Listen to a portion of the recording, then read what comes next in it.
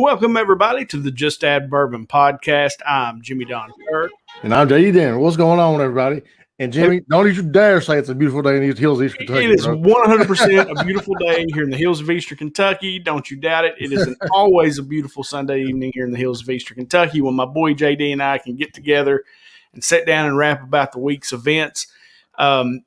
Got a fun show for you today, and I think what'll be a fairly entertaining show. We're going to jump into some of JD's antics, my hate of the Nutcracker. I'm appalled. Do you think I have antics? Look, dude, you have nothing but antics. I don't know what to tell you. And we're going to talk a little bit about – I got a few questions for JD about Biden's, first full week in office, just a few questions about that. And then we're going to talk about the thing that happened in the financial market this week when you had some Main Street cats take down Wall Street. So we're going to have some fun. Make sure you comment, get involved in the discussion. JD and I want to hear what you have to say. And let's start with a little Super Bowl preview, JD. Let's start there because JD's Chiefs are back in the Super Bowl, going for number 2, a little back-to-back repeat. You've got the old dog, Tom Brady, been to the Super Bowl 10 times, 6 rings, against the young buck, Patrick Mahomes. Got his first ring last year and is probably the future of the NFL. JD, what do you think your chances are, man, that your Chiefs repeat? Honestly, I think we're the better team. The better team doesn't always win, man. A lot of things happen. Ball bounces funny ways. But, I feel like the same way it's the old guard. Tom Brady may be passing the baton to Patrick Mahomes. I think it'd be fitting. I think Patrick's going to be the guy going forward. Love having that guy on the Chiefs because he's just better than everybody else, man. He's just better than everybody else, and this is crazy. But, much love to Tom Brady and respect to him. Last week he was throwing darts all over the field. And I didn't give him the props he deserved in New England because I thought it was all Belichick, honestly. And, mad props to Tom for going down to Tampa Bay and leading that team to the Super Bowl. But I hope it's, like I said, passing to the guard and I hope the Chiefs come out on top. I deserve this, man. He's back to back. It's been a long time, bro. It's been a long time coming. I was on the bandwagon when the bandwagon was empty. Let me tell you. Yeah. So it's good, man, to finally be one of the big dogs. Well, you can't hardly ever count out Tom Brady. I mean, this will be his 10th one, and he's won 6. So he wins more than he loses. So you can't count the dog out. I mean, and then you got Gronk down there with him, Mike Evans. I mean, Tampa Bay's a legit team. I'm surprised that Antonio Brown, they're legit, dude. Oh, but now the Chiefs, you got one of the better coaches in Andy Reid. He finally has got the team around him or is in a place where he can build the team that he needed to build, and he got Patrick Mahomes. And when you get Patrick Mahomes or you get a Tom Brady, then you've got a pretty decent chance, man, of making a run. And that's the thing that's crazy about the Chiefs, JD, is they may go on a Patriots-like run with Mahomes. If he can stay healthy, dude, I mean, they're legit. Yeah, I think we got a chance to become a dynasty, man. Really, with our roster the way it is and the coach we have in place and as young as Patrick is, there's no reason that we couldn't do that. So that's what happens, man. And I could say I was here from the beginning. That's the great thing about it, So. Well, that's awesome. Maybe someday, the Bengals, the Redskins, those are the teams that I generally cheer. I generally cheer for teams that Kentucky guys are on. I don't have a favorite NFL team. I'm mainly a college guy, I guess, because I cheer for the Cats. But the Bengals just because they're close, and then I watch. And it's crazy to say I watch the Steelers because Benny's there and Bud Dupree's there. Uh-oh. I watch Jacksonville because Josh Allen's there. I watch Miami because Lynn Bowden's there. Cobb was at Houston. I watched him. Those I generally watch the Cats. Zadarius Smith at the Green Bay. He had a big Zadarius is a beast, dude. Yeah, he's a beast. He turned into a man. I mean, he really did. Yeah. So it's been fun, man. Actually, another thing, about Mark Stoops, and it goes back to recruiting, the guys he's getting in, he's turning them into NFL football players. They're turning into NFL football players. I don't know if anybody was a first-round pick ever under Joker. It was – I mean, we had some guys, I guess, that went to the league, but nobody that has turned out that's turned out like they have. Because Randall Cobb played under Joker, right? But he mainly played under Brooks. But, you're right. For sure. Yeah, so the Super Bowl's next Sunday, right? Super Bowl's next Sunday. Absolutely. All right, so let's talk about that. And we'll get to my my weekend first. So next Sunday, dude, I'll be in Cincinnati at a dance competition. So JD and I haven't discussed this. We're going to produce on air here. I'll be, because Addison has a dance competition in Cincinnati next weekend. And I don't think I'll get back in time to do the show or to watch the Super Bowl. And which is fine. You know, you do what you got to do for your kids, which, speaking of that, brings me to what I've had to do this week. And, you know, with COVID, one good thing that maybe COVID did was it canceled the Nutcracker at the Mac. At least you thought. Or I thought so. So this week they went back. The kids went back to doing the Nutcracker, and I guess it makes sense because the kids that dance over there their entire lives, you know, from being little to graduating high school, the Nutcracker their senior year is a big deal, and so they went ahead and had it this week. And I love to watch my girls dance. Like, I love it, and I don't want anybody to take what I'm getting ready to say the wrong way because I love watching my kids dance. It's different how they dance. It's funny how dance brings different things out of you in the arts. Ashton is a beautiful dancer. Like, it's beautiful. Like, when she dances, it almost moves me to tears. Like, it is very emotional for me to watch her dance. Addison is pure entertainment. Like, she is an entertainer. Like, and it's fun to watch her dance. Like, I smile the whole time she's up there. Right. But I've watched the Nutcracker 50 times. Well, guess what, brother? You got a few more years. Oh, my God, dude. I mean, like, in 1 year, I had to watch it twice in one day because my girls both were blessed to be Clara. And that's like the big role when they're that age. That's the lead role. Right. And they were blessed to, you know, both of them actually got Clara. First time in the history of dance, etc., that sisters actually were the Claras. And both of them earned that. And I had to watch it twice in one day. I thought I was going to die. But at least it was them. They were in the whole thing, so it wasn't as bad. But it's weird too, JD, because they split it up, right? There's normally an intermission. Right. And they make you leave after the first act for an hour and a half. They clean the joint, and then you come back in for the act number 2. Now, what do they do at the Mac? Mac, yeah. Okay. Yeah, so it's a big place to clean too, man. It's a lot of cleaning, right? It's a lot of cleaning, man. I said those kids get in there and whoever's there and clean that place up. I mean, it's nuts, and it's really weird because there's not hardly anybody there. So, Michael Harrison, I'm with you, brother. Michael was there too. Yeah, I'm with you. I'm going to sell T-shirts, Michael, that say I survived the Nutcracker, and then just put the year on it, and you can cross the year out, like, you know, because I mean. I'd have to have a second shirt by now. You need to have like 2,000 that just dash and let's right. So, JD, talk to me about your week. I know I saw you make a post that it was something along the lines of "This is where I'm at in my life." I bought an air fryer and I'm so excited. I was like, you know, if you're wondering how old I am, I just bought an air fryer and I couldn't be more excited. I can't believe I'm excited over a fucking air fryer. And it's the truth, though, man. And then I got it in. Boy, I was giddy as I don't know what. But here's what aggravates me about it. Like, so you pay all this money for this nice air fryer that comes in, and the UPS guy or the FedEx guy, whatever delivered it, I don't know, it was here on the porch, but it says, this end up fragile, this end up, point arrow up. And guess what? It was sitting down. It was upside down. Absolutely. Which is fine, but come on, guys. It's simple directions. We can do this. But we cooked on it this weekend, man. We made some chicken. I made some pizza rolls today. And I may get big because this is good business. No, I'm hoping to save some money, man, because I eat out all the time. So I'm hoping that, you know, with this thing being as easy as it is to, you know, use, I can save some money. Well, Brad and Tiff bought that, and they use it. Those things are supposed to be pretty good. I think that Brad and Tiff have one, and they use it from time to time. They really like it. Mine's the Power XL. Mm-hmm. I got off the one that's seen on TV. They sent me recipe books and all kinds of stuff, so it's pretty cool. And I'm excited about it, man. I my last. I don't know if you've seen the last Facebook post I made about it. It showed the chicken in the air fryer. And I said, "I'm not saying I made love to it, but I'm also not saying I didn't." I didn't see that. I'm gonna have to go check that out. Oh my goodness! So yeah, air fryers, by the way.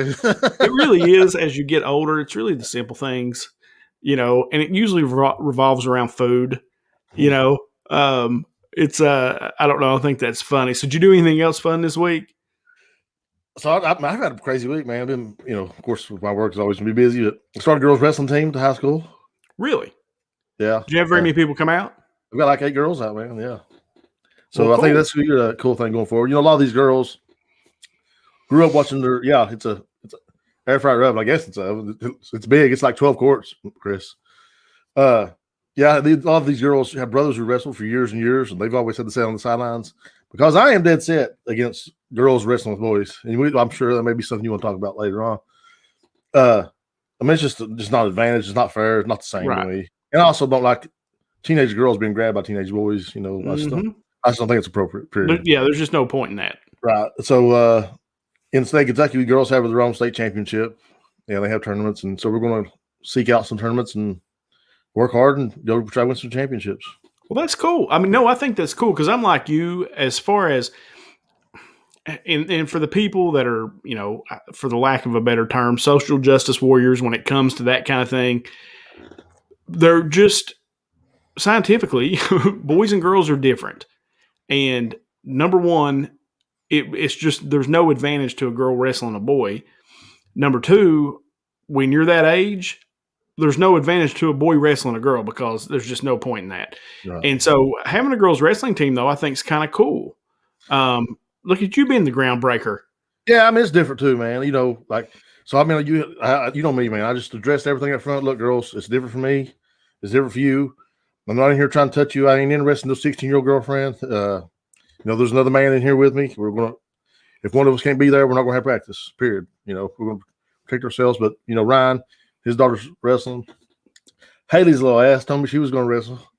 So she got me committed to coach this girls' wrestling team, and guess what she's doing?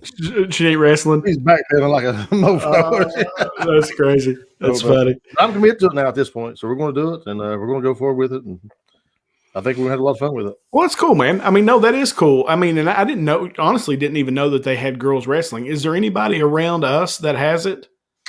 There's some people around us that have a couple girls on the team, but I don't think anybody has around us has just like a girls wrestling team all themselves. But I know Harrison County does, and I think that's where the state championship's at. So you'll have to travel some to get a tournament. You'll actually have to travel a bit to go and see. Sure. And the weight classes, I'm sure, are different. Do they have like a heavyweight class, but they have, is it? Yeah, I think it's toned down. Toned down some? Yeah. Well, that's cool.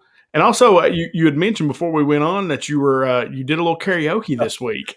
Yeah, we went over to So I tried. That's the first time I've really karaokeed out in public, So my buddy, he's a talented singer. We went over there and hung out and had some drinks, and he got up and sing a song. And then they was like, "Hey, you want to sing?" I was like, "No, I'll tell some jokes."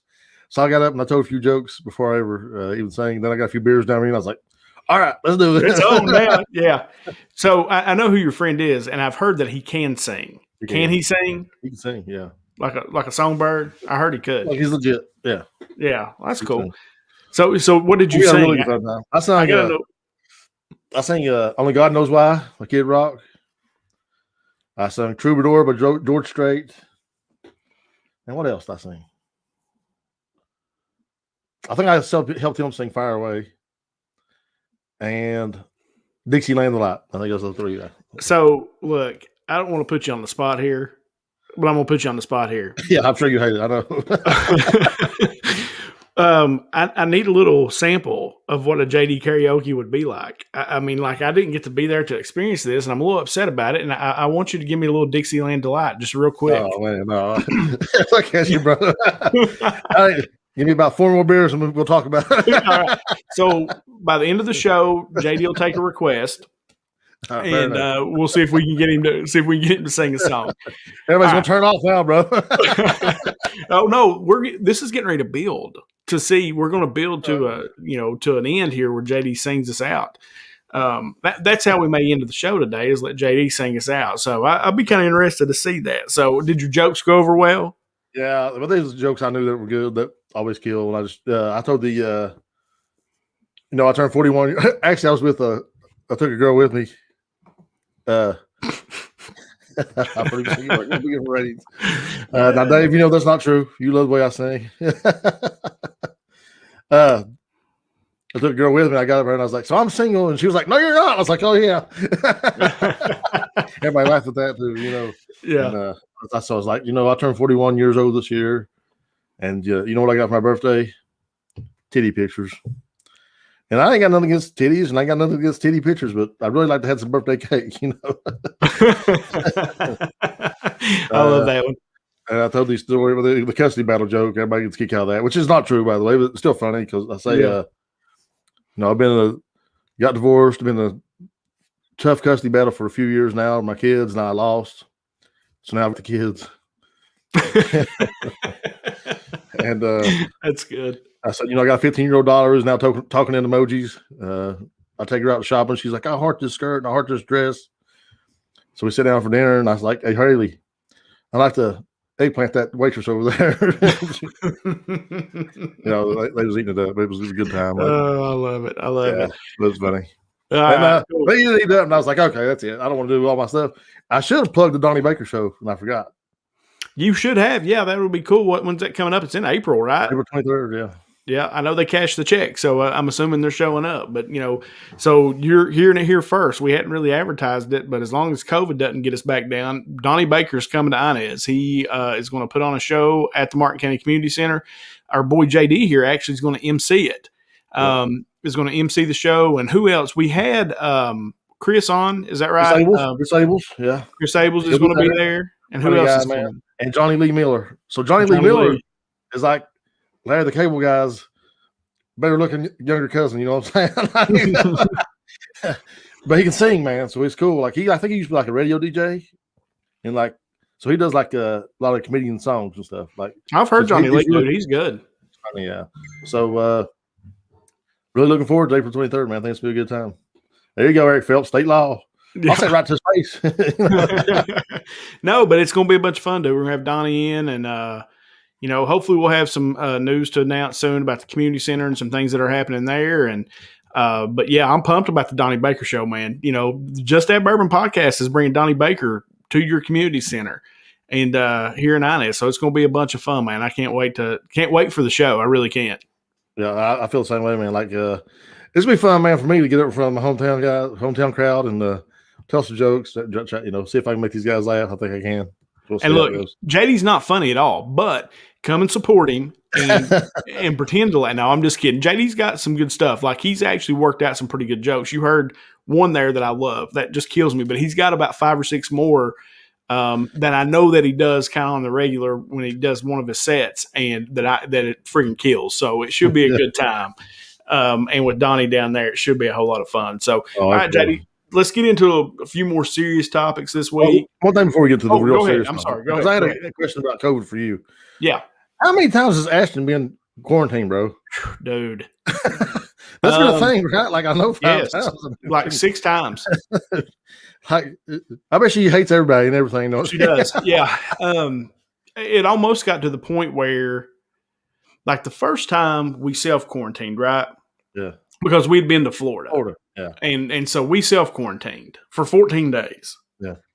So then we all got sick. And so we kind of stayed in a little bit longer, so that was tough on them. Well, then she would go to like dance practice, and it was the thing. The people who ended up testing positive were not even people that were her friends. Right. They were just people that when she was dancing, she just so happened to be next to them when she was dancing. So she had to quarantine. That's happened 3 times. At school, when they first went back to school in person, she sat beside a kid that tested positive. And so she got quarantined for that. So I think she's been quarantined 6 times altogether. And like, I feel sorry for her. Like the third time, like the last 2 times, it was kind of a joke because they've also changed the rules, right? On how long you have to quarantine. You don't have 10 days now. Well, it's 5 if you get a pot. Like you have to wait so many days and get a test. And if you don't test, if you test negative, then after that set of days is up, you can go back to normal life. And it's about 5 to 7 days. But yeah, no. And she got tested last weekend. I think it was. She went. Yeah, it was right before Nutcracker. She tested last weekend, tested negative. And but yeah, no joke. 6 times that kid's been quarantined. That's crazy. I was at the ball game the other day, and I was like, "Where's Ashton at?" I was like, "Oh, she's quarantined." He's like, "Are you serious?" Dude. It's quarantined every time she turns around. Listen, she missed a football game. When you all played the playoff game at Shelby Valley, she missed that football game because she was quarantined. She's missed this week's basketball games because she was quarantined. We thought she was going to have to miss the Nutcracker, I'm not saying anything, but thought she was going to have to miss the Nutcracker. The poor kid has been through it with this COVID thing. I mean, she and has never tested positive. Yeah, that's a tough on a 15-year-old, man. It's got to be. So, all right.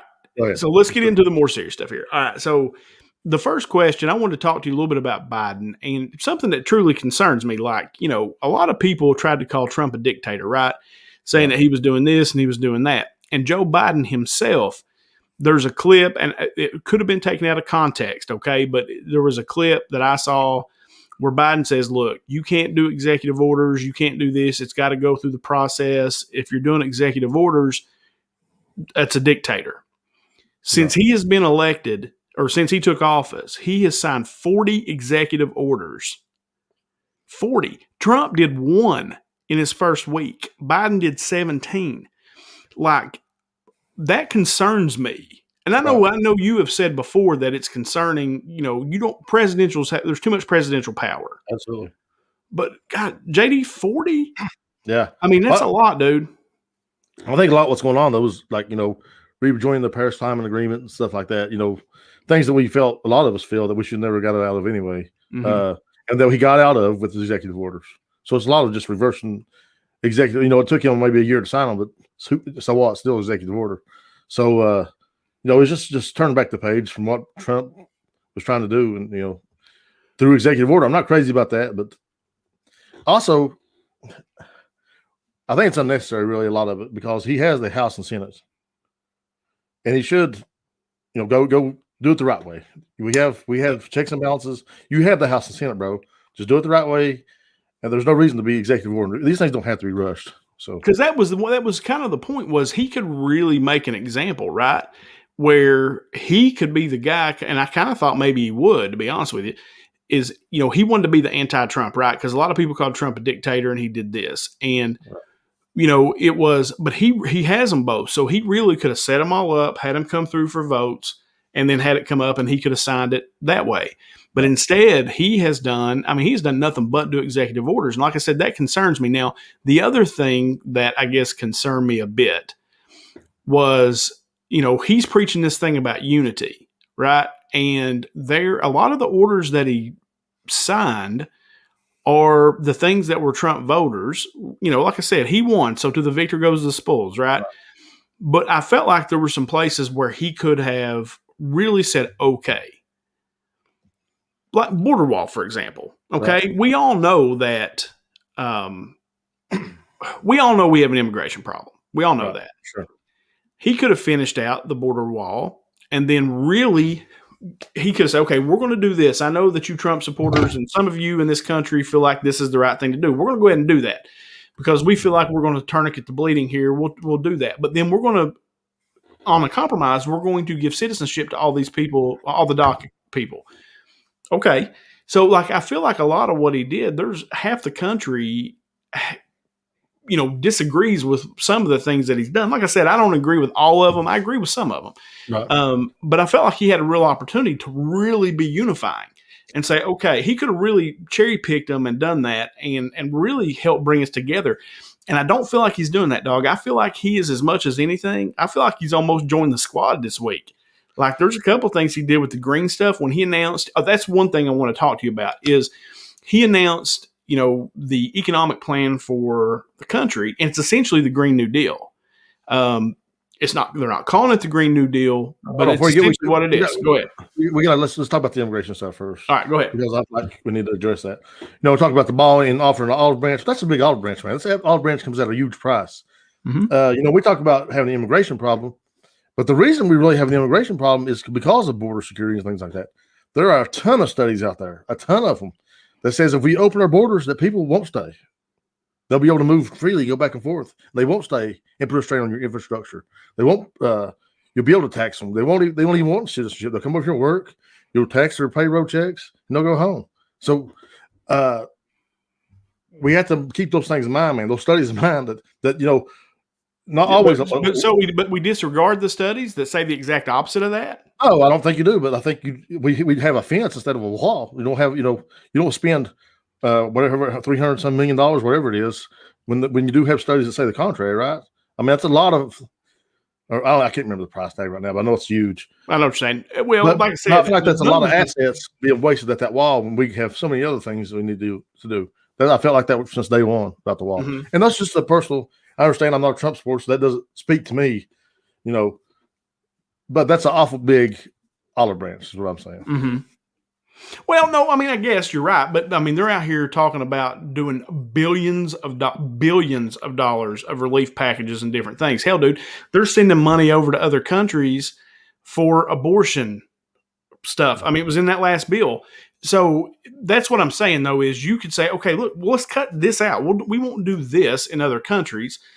I know you guys, look, there are studies that say that wall 100% works. The people at Border Patrol say since they built the wall, the parts that are complete, border crossings are down 100%. Right. That doesn't fit the narrative, but, for what, the left likes to say, but it's true.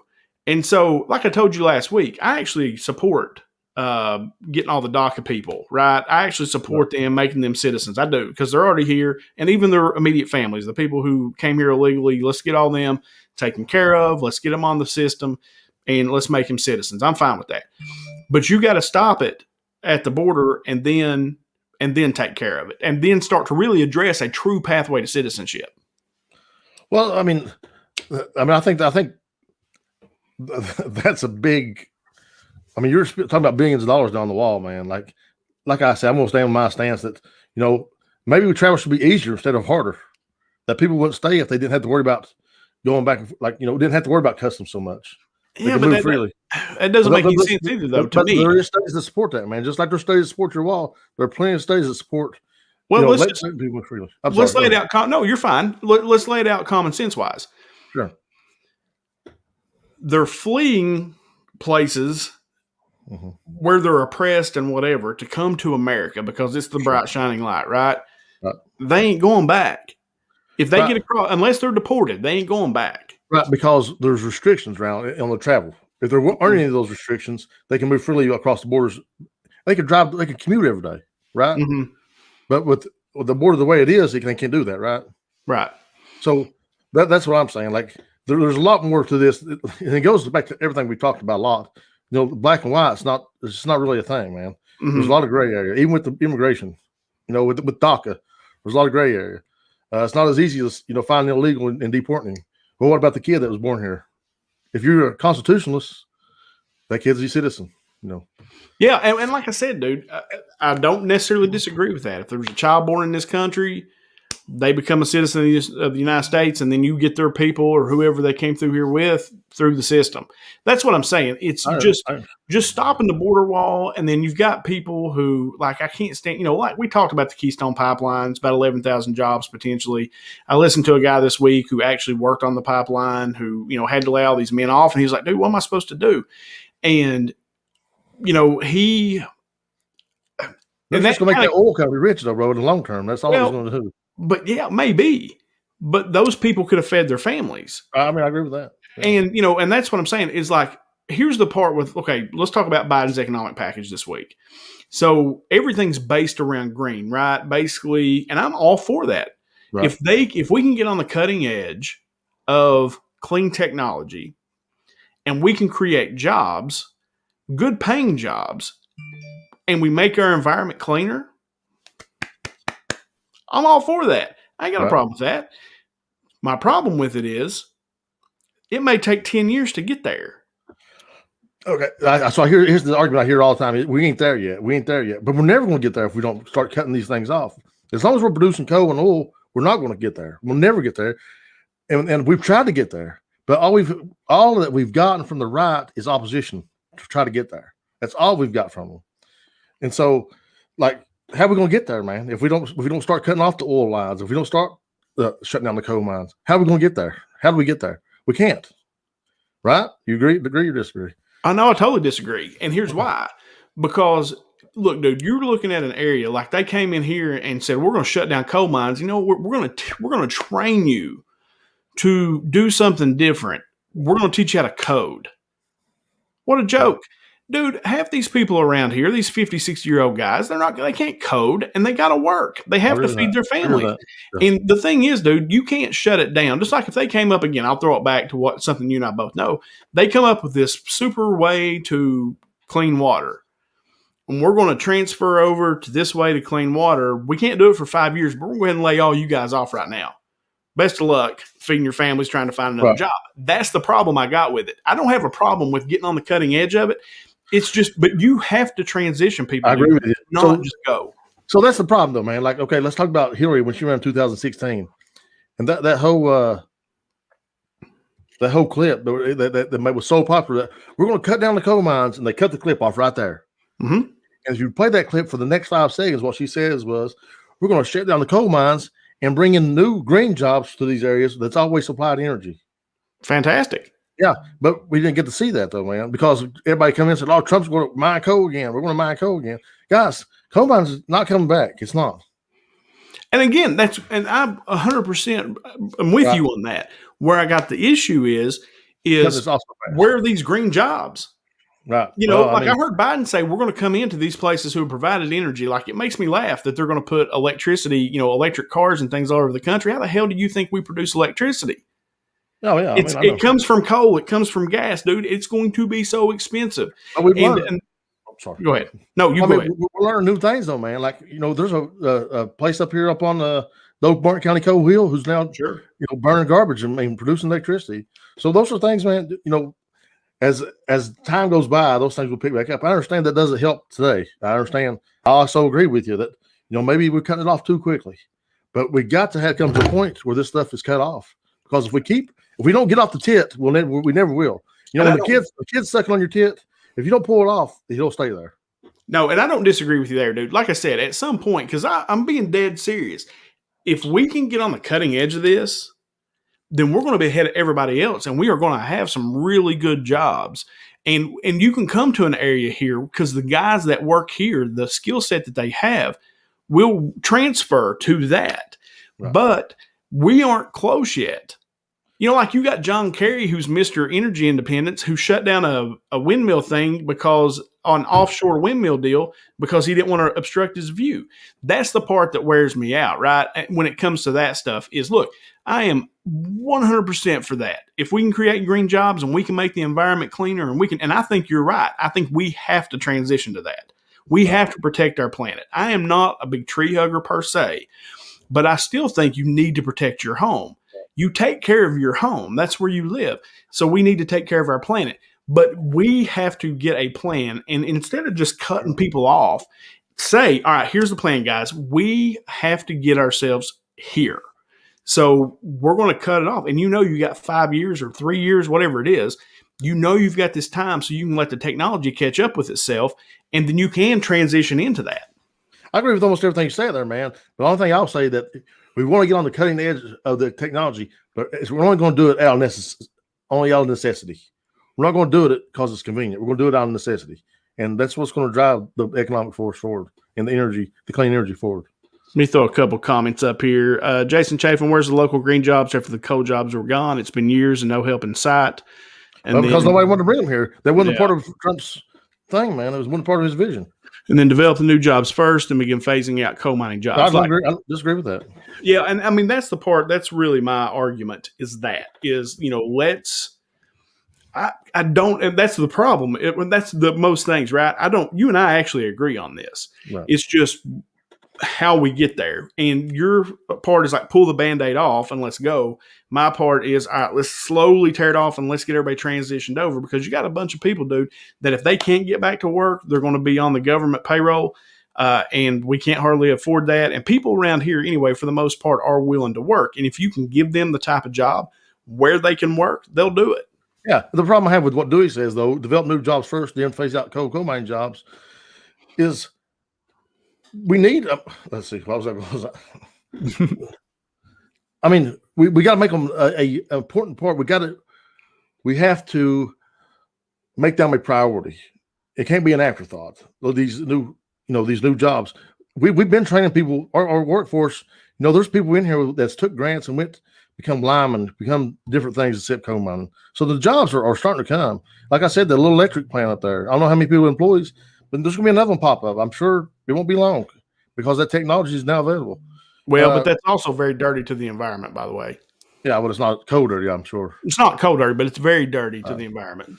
Just by the way, I didn't know if you knew that or not, but I didn't know that really. But we got to get ourselves off. Here's what I was going to say about to Dewey's point: develop new jobs first, then start phasing out coal mining jobs. The coal mining has always been cyclical. It's never been steady work. People have always gotten laid off from coal mines and the coal miners have always abused their workforce. It's just a part of the game, just flat out. So to blame all this on Obama or blame all this on any particular politician is just ridiculous, first off, because secondly, the economy doesn't call for coal anymore. They're just not there. They're wanting clean energy. People are wanting clean energy, and it's cheaper. And so the market just doesn't, keep coal mining jobs around. And you can't keep coal mining jobs around if the market doesn't demand them. That's capitalism 101. All right, so let me throw this at you then.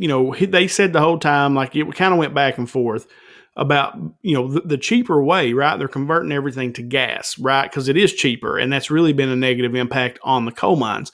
What about where they've banned fracking on federal lands? That's going to have an impact on the gas market or the natural gas industry. And Biden said, I didn't say I was going to ban fracking. He did. He said it, and then him and Kamala both did kind of reverted on that. And then they come back and they sign the executive order to ban fracking on federal land. And again, I got no problem, dog, with going to clean energy. I swear I don't. I don't care at all. Right. But, you're saying let's do one thing, but then on the other hand, you're taking out the thing that actually makes it cheap and affordable, which is gas. And you're banning it on fracking, you're banning fracking on federal land. So what do you think about that? I'm just interested in what you think. I don't know enough about fracking, man, honest truthfully. And I don't know what Joe, I just seen a thing on Facebook, and you know how things on Facebook are. So I'm not going to repeat those that Joe did this, that. I don't know. I wish I'm not informed enough to have an opinion. Write that down, everybody. Dewey, put Dewey's job up there. Okay, hold on. If you do away with coal mining jobs first, what are out of work miners going to do until they can be retrained? What do they do, Dewey, when all these companies decide they have abused their workers enough and raped the pillars of the land enough, and they get left town? What do we do then? Or you want me to answer that? I'm sorry. No, it's rhetorical because these coal miners have always been cyclical, and nobody cares when the coal barons are putting the guys out of work. But I don't know of one government entity that's ever come in and shut down the coal mine for permanent. Never. Because coal mines didn't change with the time. They didn't step up their game, when it comes to environmental issues and things like that. They got shut down. It's on them. Not, and the market shut them down. You can't do anything about the market. You can't control the market. That's socialism. That's communism. That's my all right. So, no, fine. So, like I said, and I am with you for the most part there. The biggest thing is what do people do? Because his point's taken, right? Yes, absolutely. In that, what are they supposed to do, right? And that's the question is everybody pretty much lives paycheck to paycheck. They're just getting by. All they want to do for the majority is, it is the coal barons, dude. But those guys don't care. They're there. They want an honest day's work, get paid. If I'm working, you pay me. And so I can feed my kids. I can get my kids through college and they can do better than I've done. That's the American dream. Absolutely. And that's the biggest thing. So that's my only point is I wish that there was more leadership under Trump, under Obama, and now under Biden, where, hey, we know coal's going away, right? And we're not using coal. We're tearing down coal-fired power plants. We're doing those things. Fine. Then what's the concerted effort to take these people who fired up this country, who powered this country during wars, to say, okay, we can't do coal anymore because we really need to do clean energy. We really need to take care of our country. It's just talk. So I'm pushing back on that because I was a laid off coal miner and I got help when I want to go get retrained to do something. Help was there. So that's not true. I mean, these people can't go get retrained to do anything. The problem is nobody wants to change. Change is tough, man. It is. And Change is well, a hard. lot of When times you're you get 30, 40 trained. years, 40, 50 years old, 56 years old, it's really tough, right? Because this is what you know, it's what you've done. Well, let me ask you this. So, like, when so you've experienced this, and this is Yeah. perfect. All right. So you've experienced this, the change or the training. Were you being trained for jobs that you could do and live here, or would you have to move away or travel to do? I chose to do it. I chose some training that would be a travel job, but now I'm sure there were opportunities out there. I didn't take advantage of those. So put up two of these things. Put up Jason Chafin's, then put up Dewey's next thing. So they're just on to survive. No, Dewey, we have social programs. That's why social programs are a good thing. The money for training people. I know guys right now being trained to be linemen. Work on electricity, work on the lines, work on power lines. Those are good jobs. So they're not just left on their own to survive. That's the government. There's a difference in coal mines have peaks and valleys, and now we're in an infinite valley with no workforce and desolate community. And that, my friend, is because you're local leaders, mostly, in my opinion. There's some truth to that.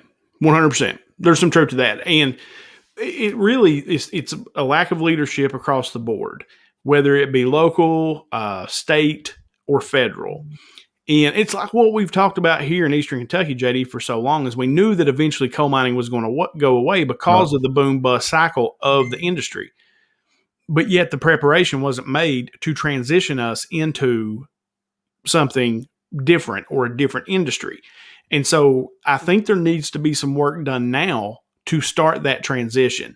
If we're not going to, because you're right, dude, coal mining is pretty much done. And as sad as I hate to say that, I was raised on it. My dad worked hard in the mines. My Uncle Dewey, who's been chiming in here, worked in the mines. When he got laid off, he had his education, was able to go be a teacher. Not everybody can do that. Absolutely. And, so I'm lucky, man. I'm lucky. I got to, find a job where I can make, a living and live, comfortably. But I know that's not the reality for a lot of people. Sure. But, no, you're right. But, it's like we want capitalism until we don't want it. Because the market's what's driving this right now. The coal is gone because of the market. And this is a great point, kind of making JD's point, is I was able to get in with a company, because Michael was a coal miner, and I was able to get in with a company that trained me for the change that I made, and now I can work anywhere that has the internet. And that's great. Now, Michael, you're younger, though, and who I'm more concerned with are the people who are older, that what they know is how to work with their hands, and and how do you transition those people over? And I just want our leadership to have a plan to help those people. I think that's fair, man. Yeah, I think so too. All right, let me scroll back up here real quick to Mr. Well Dadgum himself from the Well Dadgum podcast. And this will perfectly transition us into the next topic. So go grab a beer, man. I'm dying of thirst. All right, you go get you one. So I'll set us up here. All right, so if you're not checking out Josh, it's the Well Dadgum podcast. You can catch him on iTunes. Local guy living up in Ohio. Not everybody's perfect.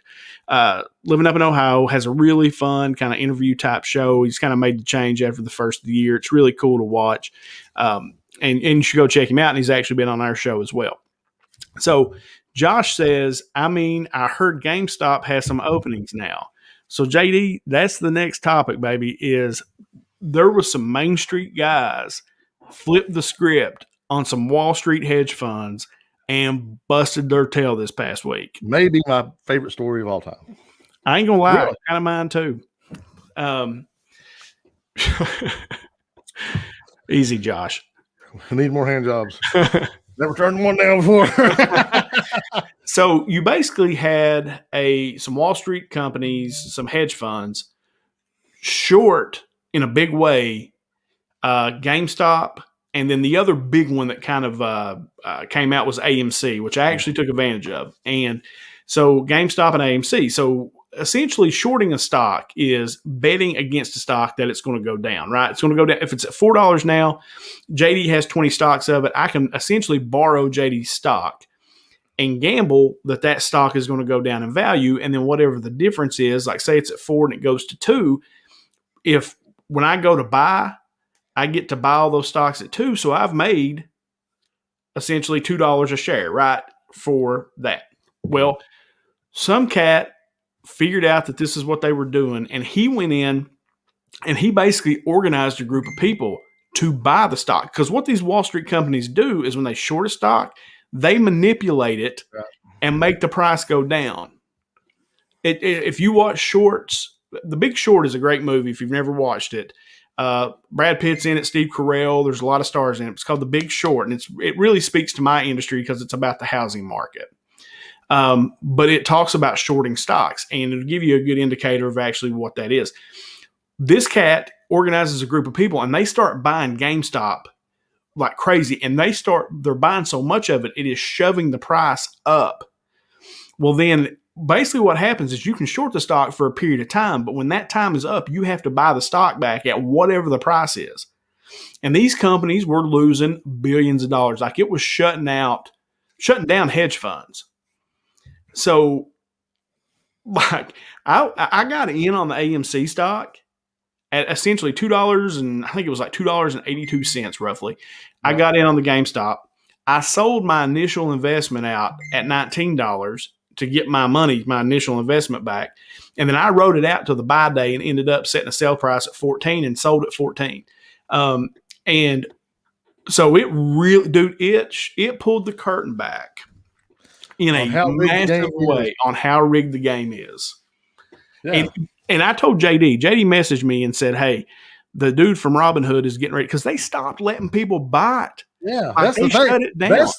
That's when you found out how rigged it was, because they stopped letting you buy this stock because it was hurting these people so bad. No, AMC, Michael, like the theater company. Yeah, AMC Entertainment, AMC Entertainment. So Robinhood shut down. You couldn't buy anymore. You could only sell out. And that guy got up there and gave a bunch of excuses, and I'm going to call bullshit on all of them. Hey, JD texted me. What did I tell you he would say? He'll say it's a capital problem. And did he say that? Yeah, basically. I mean, he didn't come out and say it, but that's what he was saying. You know what I mean? He was trying to say, it wasn't a liquidity problem or something like that, but, Cuomo was like, it sounds like it's a liquidity problem. Yeah. And so if by and large of it, his big investor told him to shut it down because it was killed. They was dying. And that's what happened. Yeah. But what a great story, man! Like these guys got together on Reddit, and took it to these big guys. I love it. I think it's a great story. The other one right now that everybody can go check on, it's DOGE. Mm-hmm.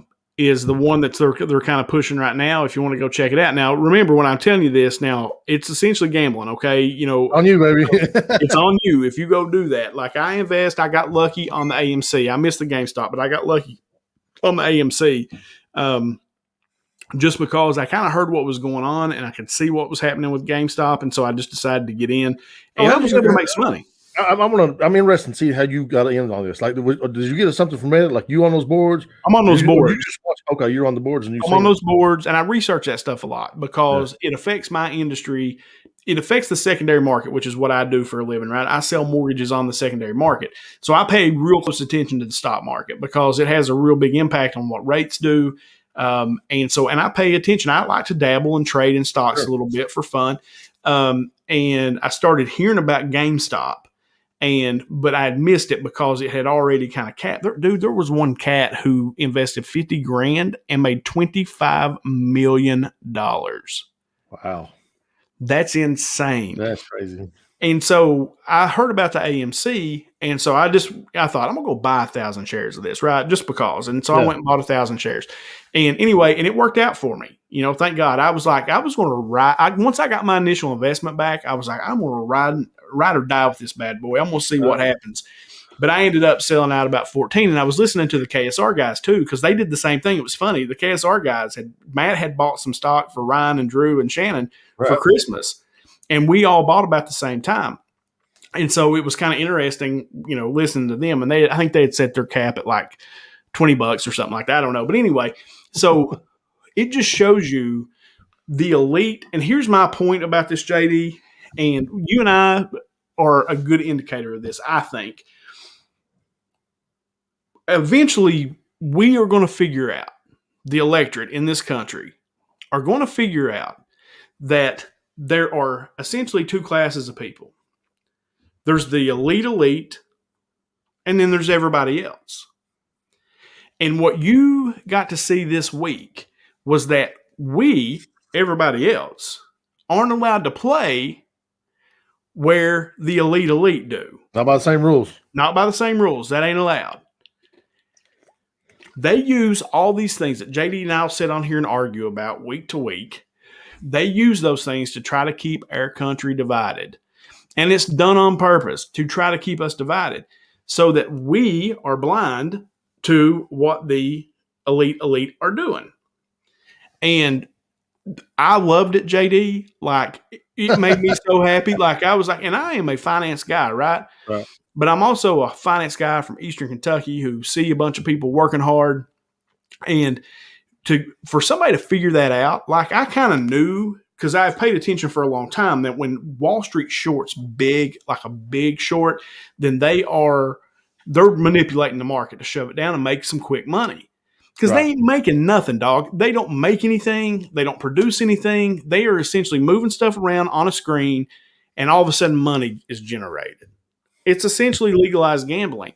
And to get to see that and to see some of those companies have to go out of business made my freaking day. Absolutely. I said for a long time, the talking heads you see on TV talking about the stock market, they drive the stock market, man. A lot of these guys do. All this stock is really good. You need to watch this when it's going up. That's like code for put your money on that motherfucker because he's about to make right. Well, you see it in the comic book market too. Everybody knows I do the comic book stuff, right? So the comic book market, you've got guys out there, the talking heads, who will say a book is hot. Go to eBay 2 seconds later. Right. Every price is increased. I mean, it's insane. And there will be a run on that book. If the right person says it, it happens, dog. And it's the same thing. But it's done on a whole other level. So let me ask you this. So this Robinhood company, they're the ones that are taking the majority of the heat. But Merrill Lynch, who is the biggest trader in the country, Merrill Lynch, the biggest stock market company in the country, did the exact same thing that Robinhood did. Right. But the exact same thing. Here's the difference, man. Robinhood's supposed to take from the rich and give to the poor, right? Amen. Merrill Lynch, like, that's kind of who he is. Like, that's right. That's the deal. That's the deal. So that's why Robinhood, I think, is getting so much heat because, his product is counting on the common man to make his living for him.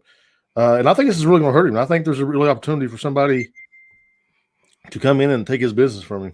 If they'll let him. If they'll let him. That's because here's the thing. We've also he's got the money behind him. He's got the backing. That's the thing. Well, you've also discovered in the last little bit that if somebody doesn't, the elite, the tech companies don't want you in the game, they can shut you down. Now, I'm going to push back on you here a little bit. This is what you're not going to like. As much as you think the tech companies and Hollywood is the liberal left, I think the stock market and the financial guys are the far right. Here's where you and I differ, and I push back. I think they're all the same. Right. I think that the elite, we can call them far left, we can call them far right. They're the same freaking people. Right. And until we learn that and open our eyes to see that bad boy, then they're going to keep us divided because you're the ones been calling the Hollywood and all those guys the left. Oh, I have. I agree that with 100%. No, but the stock market guys are they've been bailed out by the right for a long, long time, man. Well, all the George Bush, always took care of them. All the tech I know Donald Trump. I know Donald Trump's going to take care of them. Of course, he did. Right. Absolutely. No, all the tech companies are very liberal, except when it comes to economic policy and tax policy, and then they're Republican. But like I said, the thing is, no, I have pushed back and said that 100%, and I'm here to tell you that the people in the stock market are the far right. But where I push back is that at least with 401ks and things like that, the common man can make a little money, but it's controlled money. They control it. They control how much we can make. You can have a little bit of crumbs over here. Here, we'll throw you some breadcrumbs. And that's the part, dude. And like I said, I won't say a lot of stuff like that because I'm in the business, right? I mean, I'm in the business and I have to pay attention to that stuff a lot, but I was so freaking happy. I mean, like, I was so happy. I was like, oh, that is so great. Because it's really hard to make money in the stock market to do it well. But those guys make tons of it because they know how to manipulate it. And then you just got to figure out what they're doing. And if you can figure out what they're doing, you just kind of follow their path and you can make some money doing it. You're just not going to make the money they make. And they're absolutely not going to make the money they make. And they're going to make sure you don't. I mean, it's just how it is. No, but it's scary, dude, because like I said, there's a lot of stuff happening and I don't know if it's on purpose. I don't know what happened. From all I could find out, this guy was just some dude that said he figured it out. Right. And he was like, all right. And he organized all these people to go in and do this. And like I said, dude, it was awesome. That's an awesome story, though. It is, and I hope Robinhood shuts down. I hope they get put out of business. Now, like I said, somebody will come up and fill their spot. Probably the same dude, it'll just be under a different name. Yeah. But I hope the company itself gets shut down. It'll tickle me to death. Yeah, because I mean, like I said, Robinhood's supposed to take from the rich and give to the poor, and that dude just seen the rich were getting hurt too bad, and the poor were making too much, and he shut it all down. Like, shut it down, man. Like I said, it was so crazy. No, but it was so much fun to watch. And it, like I said, I do that stuff every day, and it actually added a little spice to it. It was kind of fun. I got a question, man. I'm going to end the show with because I think this is a fun question. I heard it. Sure. I thought, man, I want to ask Jimmy on that question. Sure. All right, because you're into comic books and stuff, so this will be interesting. Your girls can have any superpower that you want to bless them with, but you got to raise them and teach them to control that power. What would it be? Oh, it would be now superpowers. Are we talking like Reed Richards, Fantastic Four, like super smart? Anything, no. Like you got to be like super strong or super fast, super invisible. So like a true superpower. Yeah. God, that's a great question. I have to teach them how to. But now they can use it against you now if they want to get away. Like if they want to get away with something. Like for me, one has always been super speed, right? Like the ability to get to places quick, and you can be in and out of a place. You almost have the sense of invisibility because you can get in and out of places so fast, and you can get so much. Well, I think it would be super speed, and here's why. Just because, number one, if somebody's super strong, you can get from them. If they're not super fast, you can get away from them. But you also be invisible, essentially. If you need to get something done, you can get it done really fast, and then you can chill out and relax. Yeah. I don't know, man. I always I'm like a super strength guy. I don't know. Like I like for my kids to be able to just do it. They get a hold of somebody they're done for. But look, Chris Moore. Invisibility, but I know why. That would be JD's choice too. He's lying to you. It would be invisibility, so the ladies couldn't see him, and he could be sneaking. No, that would be if I would choose for me. That would be mine. Oh yeah, not for your kids. No, mine would probably be. I don't want my kids in my bedroom at all ever to see it. Because you know what they say, speed kills. And if you want to go to the beach, and chill out for the day, live in Inez, you could be there in 30 seconds, and and then like I said, you can kind of get around. Now for me, what about flying? Well, for me, it would be flying. Yeah, I want to fly. Like even when my kids are raised and are taking care of themselves, I will 100% go get my pilot's license, right. And I will go get trained and learn to fly a plane. I've always wanted to. I just never did it. Now that I got kids, I'm not willing to take that risk until I get them raised and get them out on their own. Like I always thought X-ray vision would be amazing, man. That would be awesome too. It really would. Yeah. But I don't ever want to be a mind reader. That's the one thing I don't want to be blessed with. No, I don't want to. Like what's that show? The movie? What We Want? Mel Gibson. Like that. I mean, there is some. There could be something to that. Yeah, I think I'm cool without knowing anything. I don't want to know. No, but no, it's a good question. But no, I think for my kids, now, if I could have anything like super smarts, like Reed Richards, he could also stretch and do all that stuff, but he was like, super, super smart. What about the jetpack guy? I don't know what that is. I've heard about that. I've heard there's a guy with a jetpack. He's, basically flying around. We're getting to the Jetsons time. That's what I want. I want to be able to fly from like here to Pikeville every day. The Jetsons were amazing, by the way. It really was. He's so far ahead of its time. Like I really thought we would be. I'm really disappointed in the leadership of this country. I really thought we would be at Jetsons by now. What year was the Jetsons supposed to be? Anybody know? I don't even know. Probably like 2020, I think. Now I'm going to be up all night trying to find out what year the Jetsons were. They do have this thing called the Google machine. Yeah. And we can Google's a liar. It's a liar. It's all a liar. All right, JD, we're in our hour, man. You got anything else you want to chat about? I think I'm good, man. That was a fun discussion. I enjoyed that. Yeah, I like to have a little fun at the beginning, then a little seriousness in the middle, and a little fun at the end. Yeah. I dig it. So JD's kind of come up with this idea about basically having a hat with topics in it, and we would draw one out and we would talk about it that week. And I'm kind of down with that. So on the fly. Yeah. So if anybody wants to message, just message the Just Add Bourbon page. JD, if there's a topic you would like to see thrown in the hat, message, and it may get pulled out, and we may actually talk about it. I think I like the Great Big Bowl of Random. I love the Great Big Bowl of Random. I dig it. I dig it. So, guys, we appreciate you watching. And again, thank you guys so much for all the support. 2062 was the year. Okay. So we got to get caught up, man. We got to get caught up. We're way behind. So 40 years from now, it'd be 80. I could still be here. So could you. So I don't want to be. It's fine. I love it. Wait a minute. Hold on here. Hold on. The real MVP of JD's eyebrows. They're on fleek tonight. I love it. I think he's taking the diss at me. That's all He's not. They look good. Well, it's the hat, and it's making them, and the light is really making them shine there. Right. So, all right, let's wrap this thing up. All right. I'm a little bit embarrassed he used the word on fleek, but whatever, it's fine. He really did use on fleek, didn't he? That's all right. Wait a minute. It's a hard day. Oh, yeah. JD's supposed to sing us out. All right. So let me do this. Let me end the show. And then JD's going to sing us out. Just 10 seconds, JD. That's all I got to have. All right, guys. You know where to find us.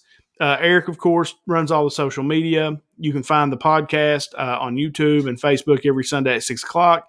The podcast itself drops from Podbean. It'll be on iTunes, Amazon Music, Spotify, all the places where you can get podcasts. You can check us out. All right. So, as we always end this show, from myself and from JD, no matter how bad your week's been, no matter how bad your day's going, if you just add bourbon, it always gets a little bit better. JD, take us home. I still feel 25 most of the time. I still raise little Cain with the boys. Look, that was better than I thought it was going to be. That was BS. That was actually not that bad. All right, guys, we'll see y'all next Sunday. Or maybe not next Sunday. We'll let you know. JD will let you know. I'm just going down next Sunday. We'll figure it out. That's right. See y'all later, guys.